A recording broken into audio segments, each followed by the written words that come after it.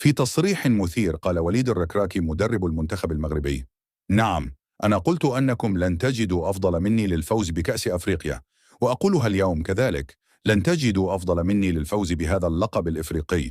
لا زلت متشبتا برأيي. وأضاف المدرب الركراكي: أنا لا أعير اهتماما لانتقادات الجماهير المغربية، إنهم فقط 5% اللي يشوشون علي وعلى المنتخب المغربي. أنا قلت للاعبين لا تعيروا الاهتمام للمشوشين. في السياق ذاته أكد النجم المغربي أشرف حكيمي أن الجمهور المغربي يريد الفوز بكأس أفريقيا، لكنها صعبة. بطولة الأمم الأفريقية صعبة جدا. هذا وأثار تشجيع الجماهير المغربية المتواصل والحماسي للمنتخبات المنافسة على لقب كأس إفريقيا للأمم خلال الدورة الحالية المقامة بالمملكة جدلا كبيرا خلال اليومين الماضيين على مستوى مواقع التواصل الاجتماعي.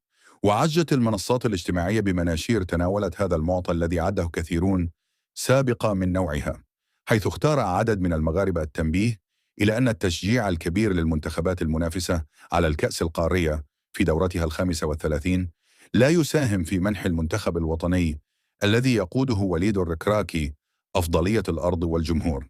في هذا السياق طالب عدد من المدونين والنشطاء الجماهير المغربية بالحذر من التشجيع المفرط للمنتخبات المنافسة على اللقب بدعوى القرب الجغرافي والهوياتي، على اعتبار أن ذلك يشكل لها خدمة مجانية تعبد الطريق أمامها نحو الظفر باللقب الإفريقي.